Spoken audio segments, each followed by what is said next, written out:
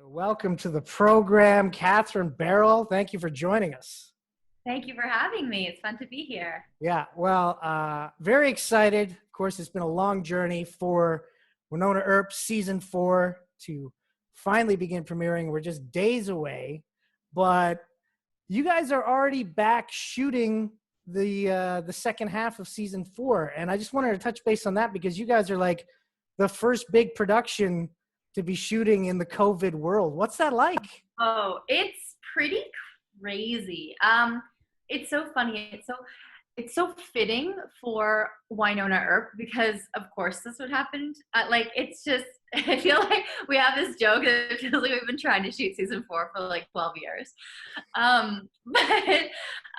It's really an amazing experience just to see how much effort and how much work has been put in by the producers and the writers to accommodate for new roles. But just by the whole team, the whole crew, like everyone's sort of relearning how to do things because we can't do things. It's very hard to socially distance on a film set. Traditionally, there's a cold that always goes around every season. And, so it's a whole new way of working. And I think it just shows how dedicated the crew and the cast and everyone involved with the production are to telling the story because everyone's just going above and beyond to do the best work they can with this completely kind of new set of guidelines. And it's amazing to see. I've always said the film industry, we're a pretty hardy, resilient industry, and this is definitely no exception to that, but we're getting it done. Wow. Well, that's exciting. That's very interesting. Yeah, because I was thinking about it. I'm like, wow, you guys are like probably the first show that's getting out there that's actually shooting in this thing because everybody up in California not doing anything right now. So I think I haven't looked at any numbers or anything, but I know there's like a couple movie of the week shooting, but I haven't heard of any longer term production starting up. So I think we may be one of the first, which is great. And it's very, very apropos for Wynonna Earp, that's for sure. Definitely. Yeah, because like you guys, it's been a long road to season 4, as I said. Of course, there was the situation with the budget, and of course the Earpers came out in force. The Fight for Wynonna campaign, a nice year-long struggle, finally came to happen. You guys started to shoot again back in February, and I know that this was Melanie Scrofano's directorial debut on one of the episodes. So what was it like working with her as a director this time? Oh, it was amazing. She did such an incredible job and just, I think, blew everybody away. We knew she was going to be amazing, but to see her in action, especially jumping between, I think on some days we had 3 Wynonnas because we'd have a photo double for Melanie, a stunt double for Melanie, and then the real Melanie. And she'd be jumping between, it's one thing to direct something, but it's a whole other kettle of fish when you're also the lead of the show. And so you're also in everything. And I just think she just handled it so well. And she was just on her game. I never saw her sort of get into her head or start to get anxious or she just kept her head about her and made amazing decisions. She was totally there for us as actors. And that was episode 3 that she directed is a really, it's an interesting episode for my character, Nicole, because she's sort of in an emotional place we've never seen her in. So I was really concerned with how to pitch it, just tonally, how to come across. And it was actually the first episode that we shot coming back because we shot episodes 3 and 4 before episodes 1 and 2. And I think just so Melanie could go the 2 weeks earlier and do the proper pre-production that all the directors do, because while we're shooting, there's another whole other team prepping. So it was I really remember really leaning heavily on her as a director, just to try and remember what Nicole was, and then try and figure out what this new version of Nicole was. So it was really incredible process. But she did an amazing job. Yeah, we're so proud of her.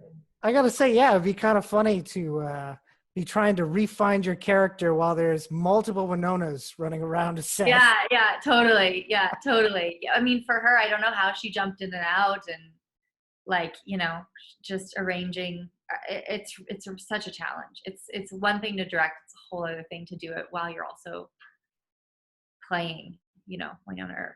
Right, of course, yeah. When you're the main focus like that, Yeah. definitely. Now, the series kicks off, of course. This season kicks off with a lot of action, a lot of stuff going on. Of course, big fallout from the things that happened at the end of season 3. But one thing that I felt was kind of a theme, at least in the first 2 episodes, is this relationship between Nicole and Wynonna kind of becoming the best frenemies sort of thing that's been throughout the story. It really is like the main focus of both Nicole and Wynonna's storylines right at the beginning of the season. What was it like to further, explore that dynamic? Oh, it was so wonderful. I love the kind of good cop, bad cop dynamic with Wynonna and Nicole, or like the Thelma and Louise, the buddy cop feel that these characters have. They're just like the two personality types are such perfect opposition that it's just a brilliant vehicle for these comedic moments, but also like so much heart, which I really love, because we've had a lot of fun exploring, Wynonna and Nicole and the kind of chaos that they get into, which I really love. But I found in these episodes, we really got to explore a lot of the heart and a lot of the genuine love between these characters. And I loved doing the episode where I believe it's episode 1, where we are in we're outside of the portal, and Wynonna's about to fly through the portal, and Nicole's just crashed through the ceiling, and she's broken in a million places, and Rachel Valdez is there. We've just met Rachel, and we shot that whole scene. That scene was like, I want to say 16 pages, because it's a really long sequence, but it's broken up, cutting to the other, like Doc and Waverly and what they're doing. And but we shot it just because it was such a demanding day and we had to get it all in one day. We ended up shooting, like block shooting it. So we'd put the camera one way, we'd shoot all the pages on one side, and then we'd flip the whole room and we'd shoot everything. So it was like doing a play. Yeah, that's what I was thinking. We like rolled the camera, and then we were like in a play. And it was amazing, because usually when you're working on film, it's like every 2 minutes they're like cut, and you're like, oh, okay, I just got my groove on here. Yeah. So that scene in particular, there was so much emotion wrapped into that scene. The stakes were so high. It was another thing where, you see these two characters like kind of maybe saying goodbye, but neither wanting to admit it. It's that stake, those stakes are just so incredibly high, and the love that they have to take care of this young girl, and just it was so clear in those moments when they're like holding on to each other. And Nicole has this line, she says to Wynonna, it has to be you. You're the Earp heir. It has to be you. It always was going to be you. And I think it was just such a beautiful moment. And I'm so excited to see how it turns out. But I just remember really feeling like, and the stuff that they do in the, when Rachel's shooting at them, like that's where we sort of get that funny buddy cop vibe from them. There's just so much.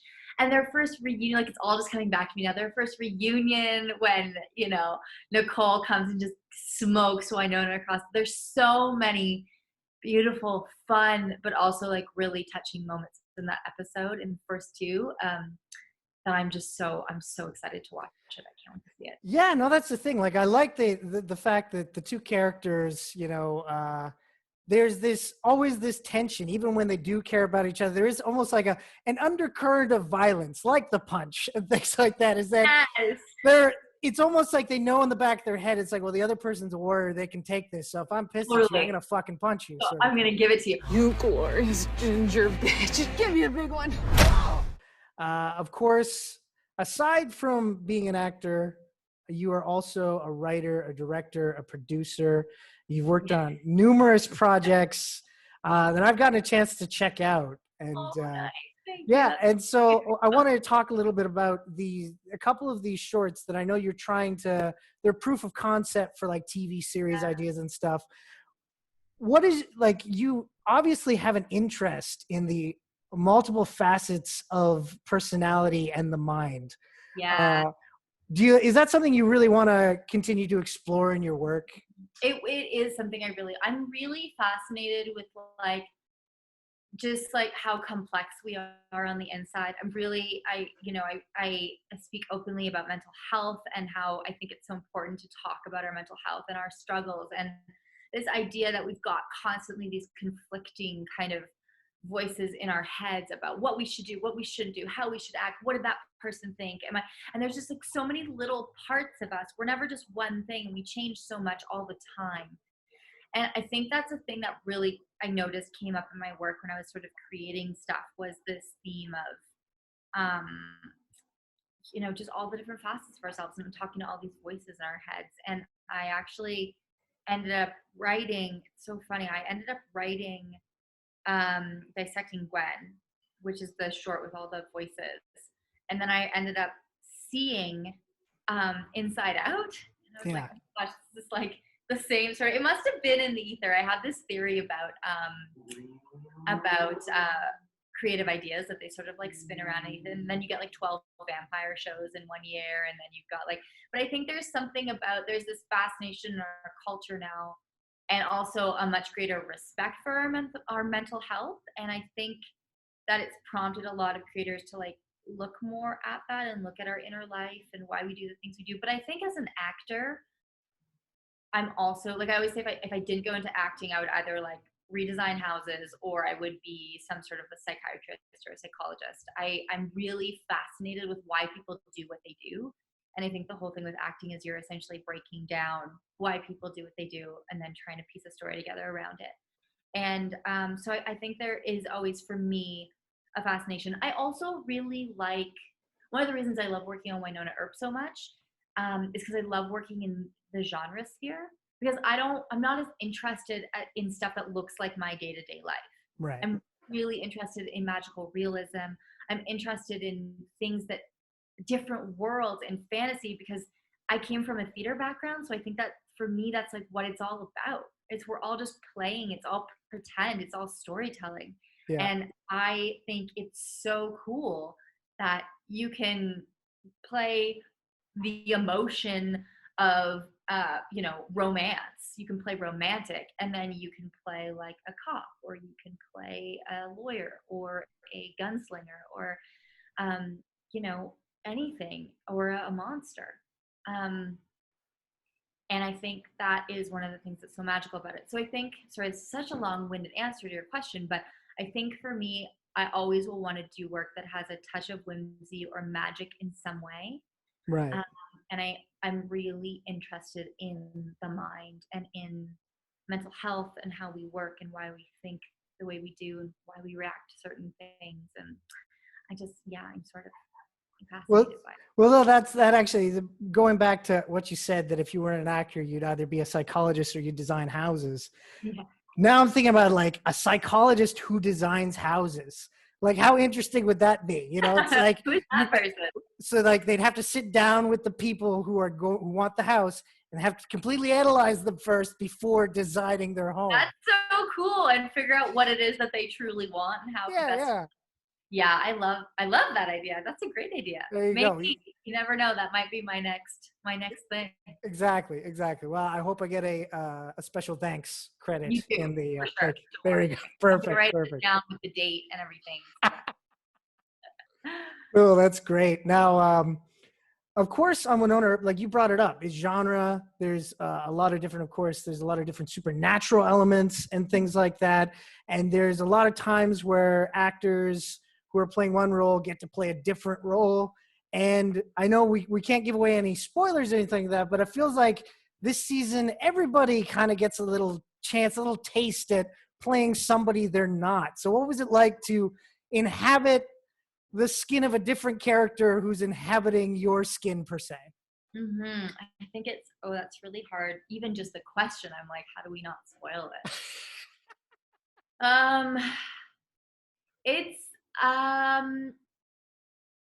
It's really cool. I mean, especially in the 4th season of a show, it's so nice to get to try something different. That's what this show, even if it's not like we've done a lot of possession in the past with the Gooverly and Wynonna, and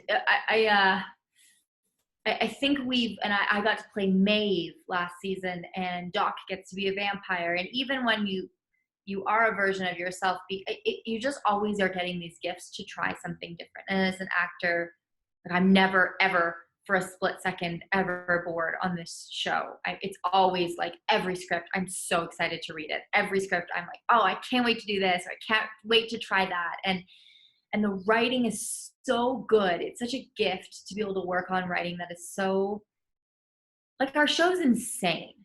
The ideas of it is craziness. Yeah. But for some reason, these amazing writers are always able to bring the heart. They're always, it's always motivated in these characters' truths. It never feels weird or impossible or like, oh, what a weird world. It's always like, yeah, this makes sense that this would actually happen, and these are real people going through this. And I think that's what's so amazing about the show, is that it's always grounded in the emotion. It's the fuel is always there for a character. You're never having to be like, well, I guess I'll just sort of fake this one, or it's always there. And I think that's a huge credit to Emily and her writing team. Oh, definitely. No, definitely. Yeah. It's some great stuff there. And of course, you've gotten to work with a lot of like strong women, of course, like Melly Scrofano and Emily. And then of course, Katherine Reitman. Is it Katherine Reitman of Working Moms? Oh, Katherine Reitman. Yeah. Katherine Reitman. Yeah. Katherine Reitman of Working Moms. So from working with all these women, is there anything that you've taken on your own projects, your own directing and writing from them? Oh gosh, yeah. I mean, I think the undercurrent of just, there's something about seeing women excel at such a high level. Seeing anyone, but especially women, because you can sort of see yourself a little bit more in them. I've watched Katherine Reitman and my friend Tamara Duarte and Melanie Scrofano all work through pregnancies and newborn babies. Something which in the film industry until pretty recently was not something you could do. Like, you were really looking at, like, you want to give up your career for 2 years, or do you want to be a mom, or do you, and more industry is adapting to make it so people don't have to make that choice. It's definitely still like, it's a hard thing to be an actress and have a baby. I'm not discrediting that. It still poses a lot of challenges in this industry, but I think watching women do it made me less scared to do that. I think watching Katherine Reitman run her own show, produce, direct, show run, write, and star in her own show. I mean, it's that, like, you have to see it to be it. You have to see people doing these things to go, oh, wow, like that, it's possible. And I think as women, I know for me growing up, I was always sort of like apologizing for my own existence. It's always like this idea of like, don't be the loudest in the room. Like, not that I was ever taught that, but I just think as little girls, there's something, and it's changing. It really is changing now. But as little girls, there's like this whole like princess culture, which is so poisonous and silly. But there's this there's this idea that you're like, you're meant to be nice. I think there's this niceness of always be nice. Don't speak up. Don't like disturb the peace. Just go along with it. Just be nice. And I have seen time and time again the women that I admire the most and that excel the most, they don't apologize for their presence that they take in a room. They don't apologize for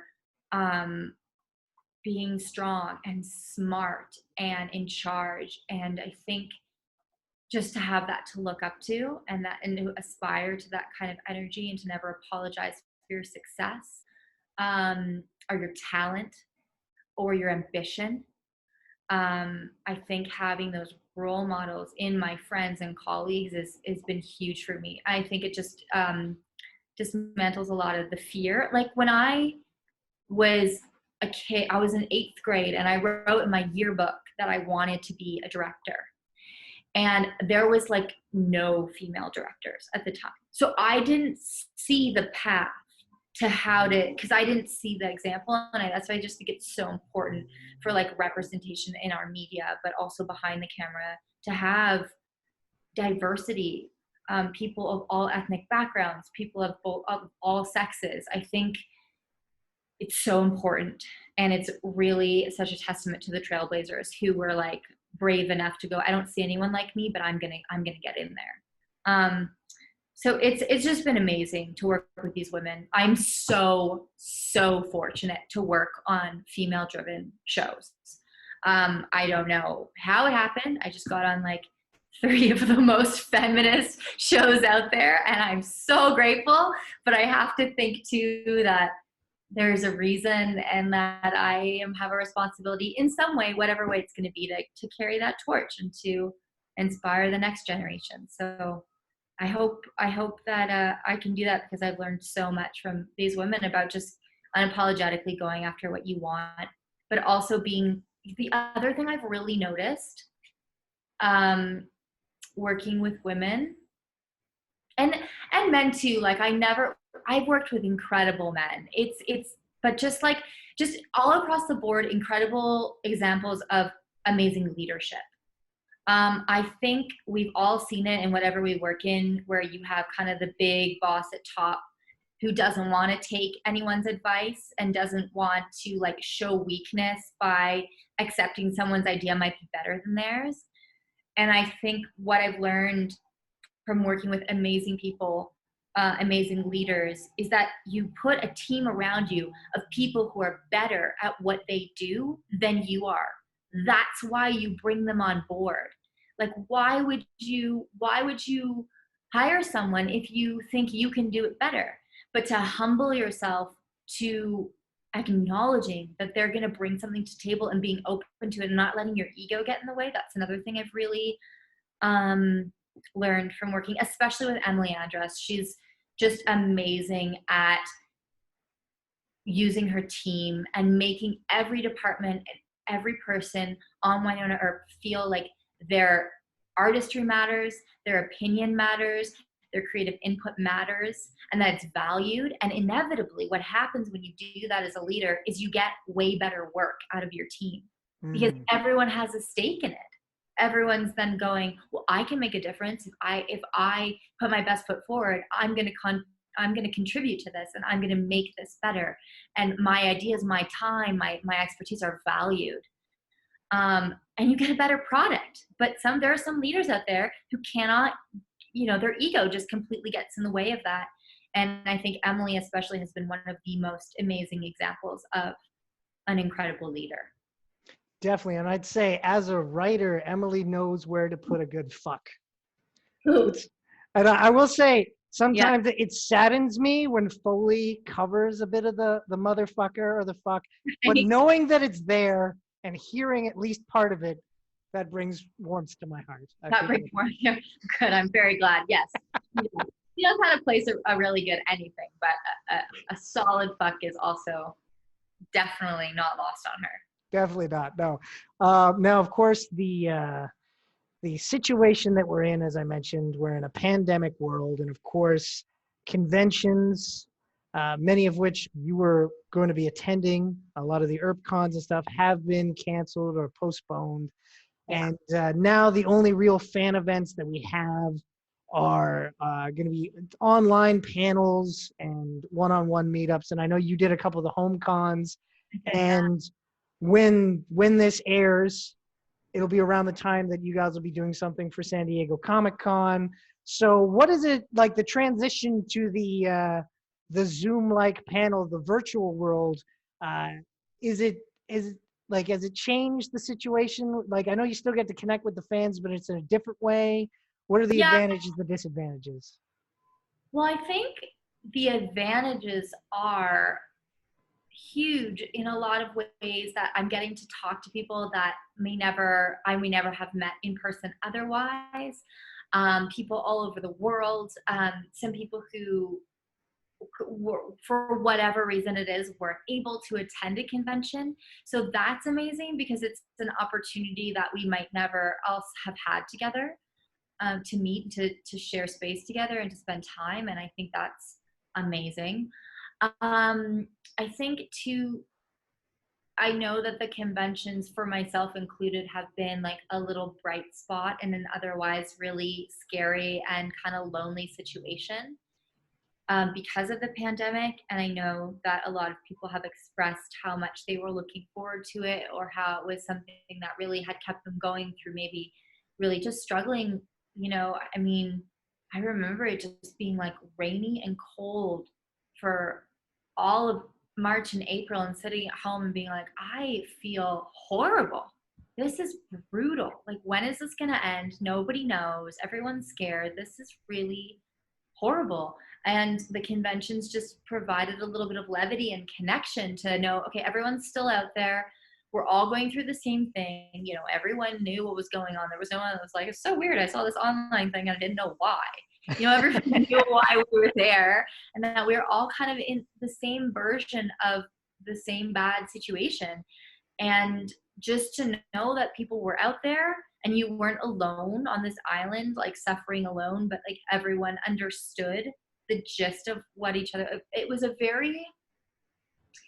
really like amazing, in a positive way, feeling of community and of like, we are the world, but like we're all really connected. We're really connected. And I think we can really lose sight of that, especially in our busy lives when we're just sort of doing our thing and running from task to task. I mean, I don't remember ever in my life having like mandated do nothing time ever.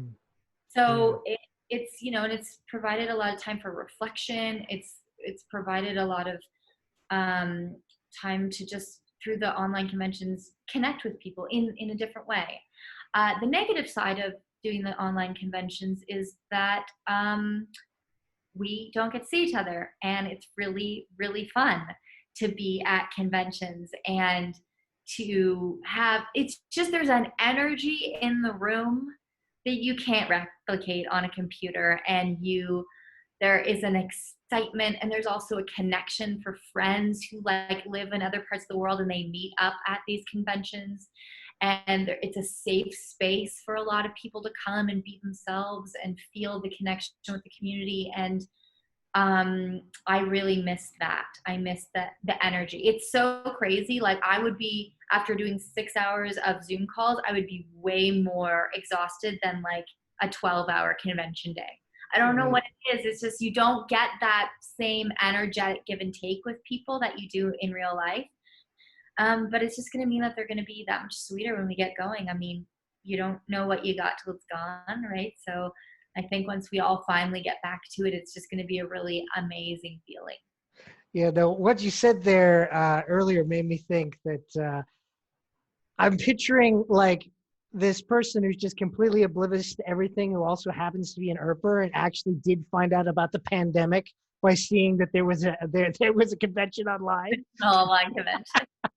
I think it's safe to say that didn't happen to anyone, but it would be a funny story.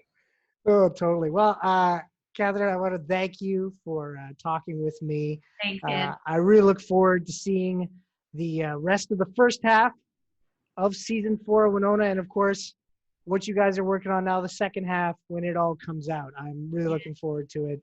Can't wait to see what happens with Way Hot. Yeah, I know. I'm so excited for everybody to see it. It's an amazing season for a lot of reasons, and especially some really magical Way Hot moments. So.